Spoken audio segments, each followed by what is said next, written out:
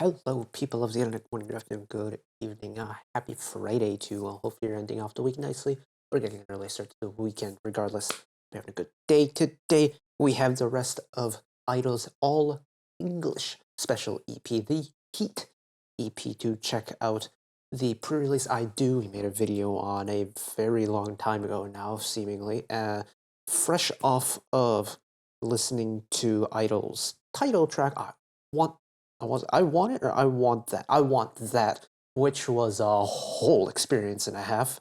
And, well, we have 3 more songs to check out. So, let us do just that. I'm hoping we're going to be okay on copyright, because I haven't dealt with 88 Rising before. And, well, in terms of MVs, the pre-release got blocked visually, and I haven't uploaded the title track yet.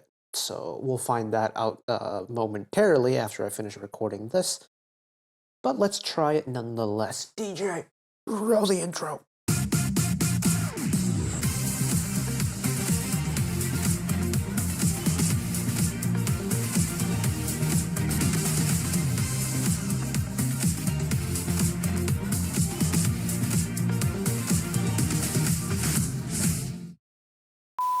So, how we usually do album listens around here, for those of you who are new, is a timeline below is going to be chapter based off whatever song we are listening to. So if you want to skip ahead to a certain track of your choice, you are more than free to do so at your own leisure.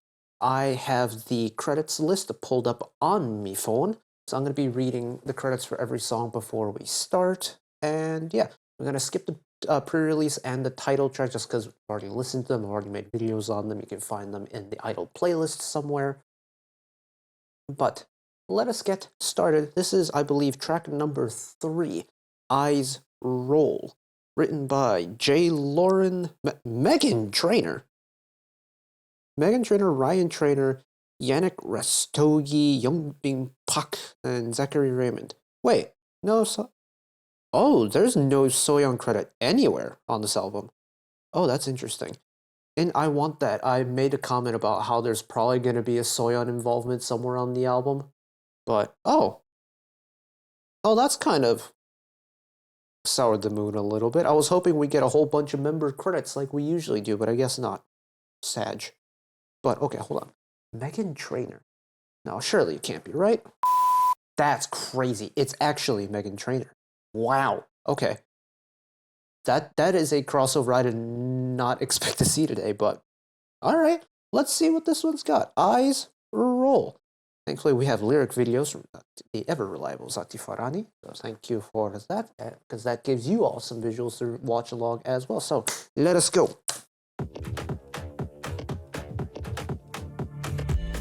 All the handlebars, be careful when you work that ass. Better grip my wheel, let tenant to you, but to crash. Keep your eyes on me, push the start, now go full speed. Lock it down, baby. Long riser.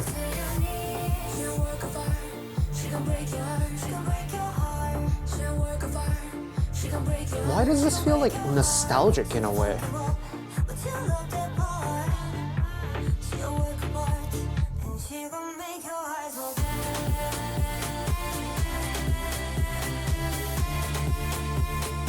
Got transported back to like 2015. It's like, it's very mainstream EDM coded, isn't it? This is different though. Again, it's kind of like that clubby type music from I Want That.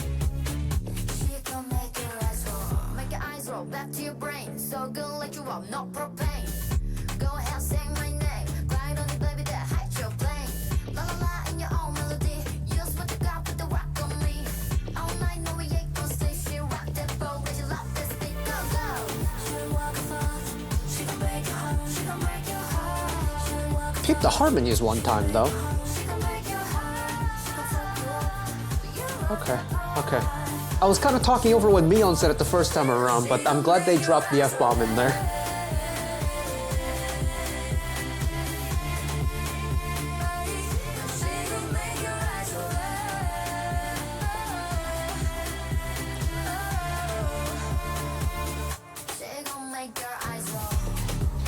it's, again, stylistically very similar to I Want That in that it is a song of two halves.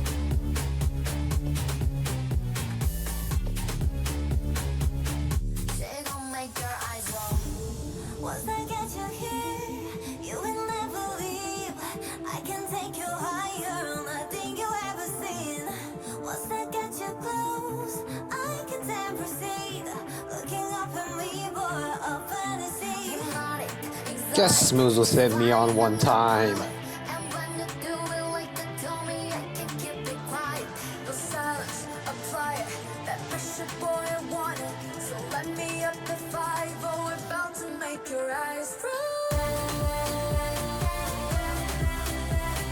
Oh, I wish we had Oogie hold that high note a little bit longer.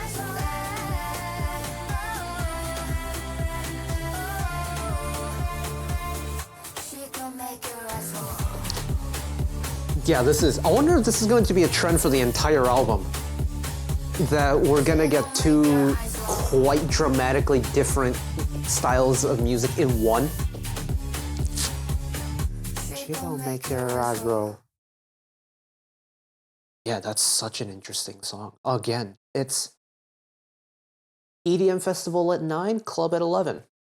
It's very much that kind of vibe to it. I think the second style holds on a little bit longer just because it's the pre-chorus and the chorus that gets it now instead of just the pre-chorus like it was in I Want That. But it's so that kind of nostalgic feeling, that what is it? That inkling I had about it being nostalgic did make sense considering like my main taste in music when I was in high school in early to mid 2010s was very much EDM. So that checks out. I was listening to it like, why? Why does this feel like nostalgic in a way? But it's that EDM influence that's carrying over that ticked over in my brain a little bit. Okay, I got you. It is, admittedly, it is a B-side, and I'm not as well versed in I-DLE B-sides as I am with I-DLE title tracks, but it does feel like a little bit out of the box for I-DLE in terms of like if comparing it to other I-DLE songs. It feels, I don't know, maybe it's because like the I Blank series from like the last 3 eras, there's been a pretty distinct direction in terms of what their sound's been doing, and this is already off in a different direction. Maybe that's why I'm getting that getting that feeling, but very interesting. I do, again, it's nothing against the clubby type music, it's just I would prefer the other style of music included in the song rather than the clubby bouncy beat. Except this time it's just more EDM based instead of it being that big dramatic stuff from I Want That, so okay. I'm accepting of it. Flip It. Let's see the credits for Flip It. Track number 4, Alexis Bay, Boy, Blaze, Rayleigh, Evan Gardner, Gabriella Grombacher, J. Lauren Lucas Macaluso on. It says written by, so did they do both lyrics and composition then? Because then produced by is Evan Gardner and Lou Caluso. Let's send it though.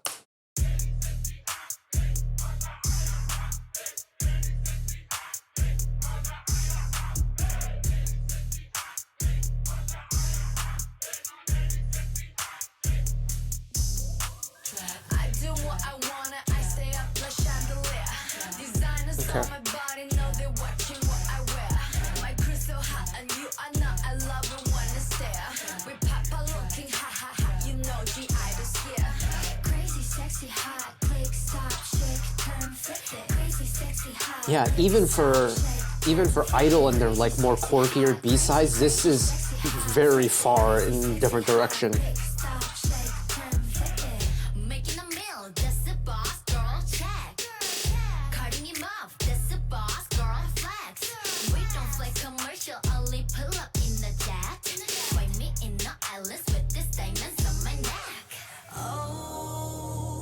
Soya rapping with the higher tone is a different shout as well. I feel like her rapping tone is a little bit lower usually.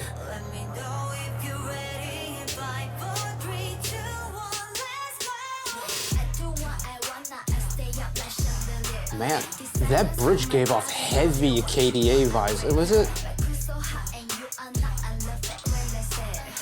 It just gave me just a sudden flash of KDA vibes, and then we're back to this again. It's just...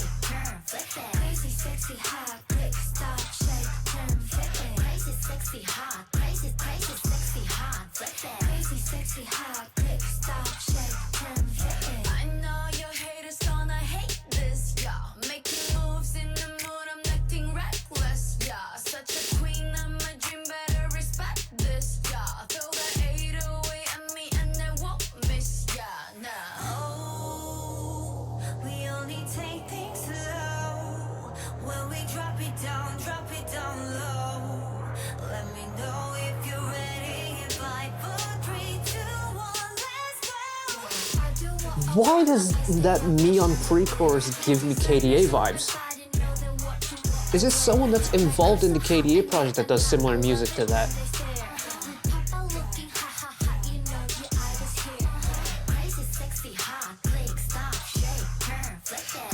There isn't a lot of melodic elements going on in that vocal top line in the song, is there?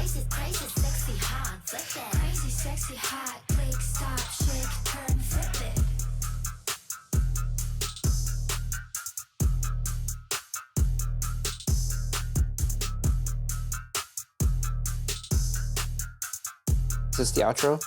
It is the outro. Huh. Well, this is a predicament because I'm very confused. I am so far out of my comfort zone when it comes to music that I kind of don't know how I want to approach it in a way, and that's kind of terrifying in a way. This is out there for an I-DLE track. Like, this is really out there for an I-DLE track, I feel like. They've done songs that's very rap heavy, and I have no problems with that. Admittedly, like, when My Bag came out, when I first listened to it, I wasn't the biggest fan of it, but then I heard it live and it changed my life. That's the kind of... My Bag is a... That's an experience line, let me tell you. But, Flip It is just so far out from typical I-DLE songs that I'm used to listening to, or just even pop music that I'm used to listening to. Like, it's in a vein of music that I've almost never touched before, and that's what's got me confused, is I don't really know how to talk about this. Because there isn't a whole lot going on with it, and I think that's what's throwing me off. Like, the vocal top line, especially certain portions, are repeated over and over and over again, right? Like this entire part, this motif is repeated at least 3 times throughout the song. And you just... Yeah, so I guess it must be 3 times around. It's like, you listen to it, it's like, okay. But as someone who prefers, like, I much more lean towards melodic top lines than rap top lines. It's just, I don't have any connection or affiliation, any, like, tie-in with rap or hip-hop, that type of music. I'm trying to get better at it, especially with K-hip-hop. But yeah, I'm so lost. It's like they've thrown me off the deep end of the pool and I don't know how to swim. Mion's pre-chorus, that I can talk about, because that's kind of like the only melodic thing we get in the song, and it's like you've thrown me off the deep end of the pool and you've given me one singular arm floaty. It's like, it's just barely enough to keep me sustained above the water, but I'm gonna have to put in some work to stay afloat, if that makes sense. Interesting indeed. Final song on the album. This is Tall Trees, written by Jonathan Bellion, Johnny Simpson, Scott Dittrich, same people on production. Jonathan Bellion is a name that I feel like I've heard on many occasions before. I wonder what they've worked on. I'll find out later, but Tall Trees.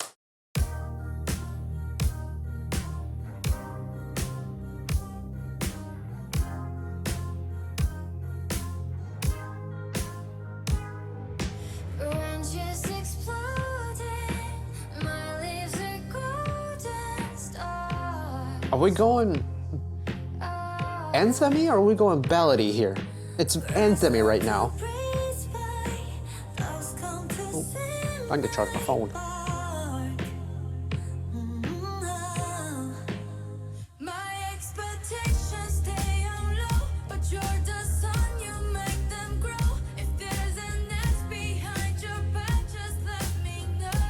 Anthem? I'm gonna guess anthem.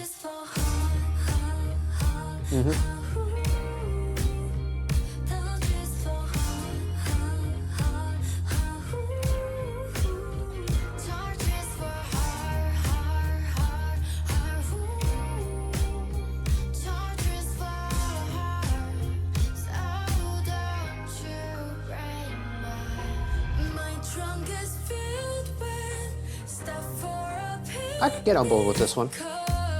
Also, just clock we had a vocal Soyeon moment. Love that.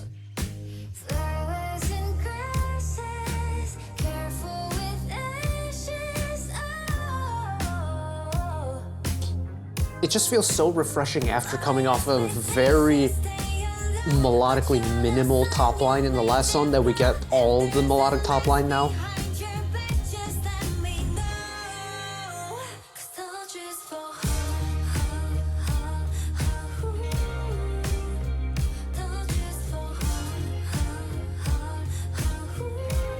Oh, Shuhwa's delivery on this hard part. Also, same with Soyeon too. It's like the attack on the H is so soft and gradual.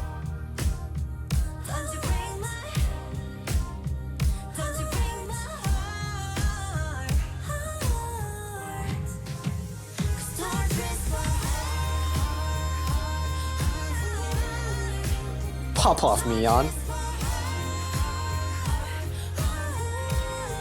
Okay, everyone that does the tall trees fall hard line, nice, lovely, soft attack on the repeated hard part.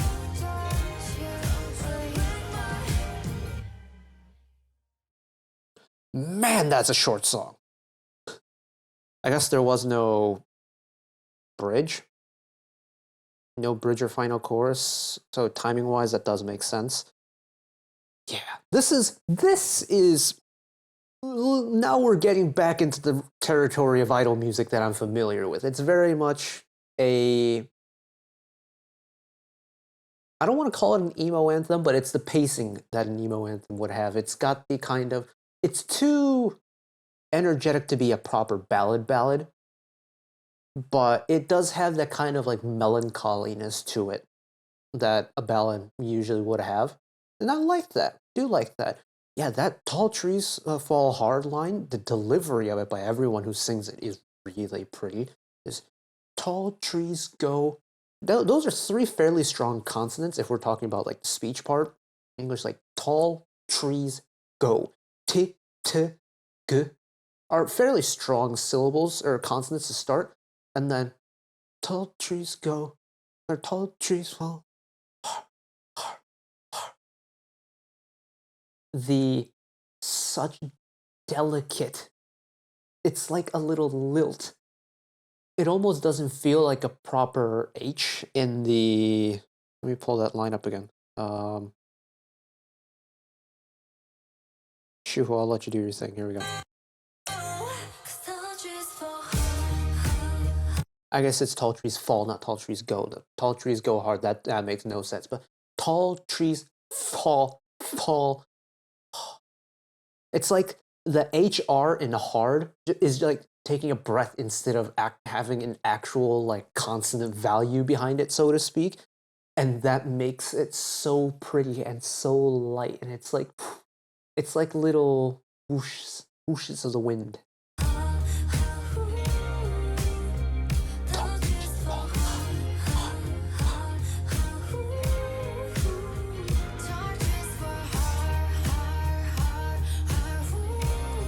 And when Soyeon does it, it's like she takes the bite out of the ending D in hard now and goes hard.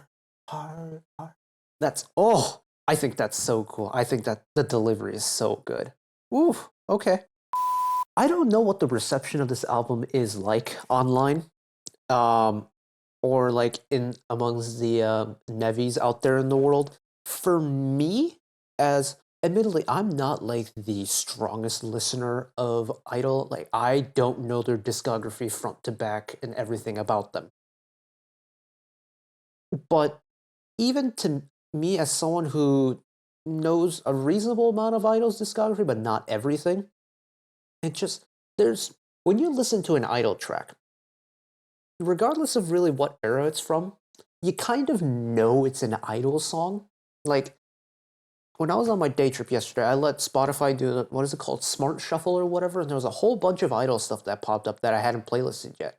And even if I'm not paying attention to what's on my phone and I'm just listening to the music, I know immediately that it's an Idol song just by listening to it stylistically. I didn't really get that impression off of the Heat album. I think In Tall Trees was like the closest we got in terms of feeling like it was an Idol song, like a proper Idol song.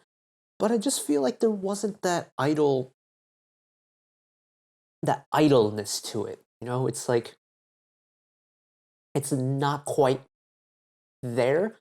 And maybe it does kind of boil down to the fact that there is no Soyeon on the album or there's no member involvement on the album. I don't know.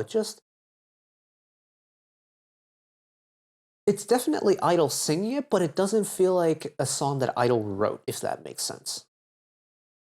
I wonder if that's going to be a hot take or not, but I'm not upset about the music. Is it my favorite Idol release in the world? I don't think so. And like I want to approach every single song thinking it's going to be my brand new favorite thing.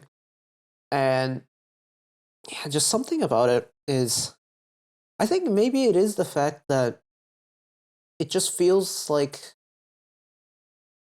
apart from like the no member composition thing, it's just like there's certain magical elements about Idol's music, especially in that top line, the vocal top line that all the members do, that just didn't that from at least from my point of view, we didn't get enough of in this album, and I think that's what's doing it for me. Hmm. Hmm. That's interesting. Very interesting. Very interesting. I'm gonna have to let this one sit a little bit, I think. But eh, okay, it's like I can't like everything that I check out. I don't hate this by any means. No, not by a long shot. There are Tall Trees I think does take the cake for B-side of the album for me. And the title track was really good too. But it's still a passing grade for me.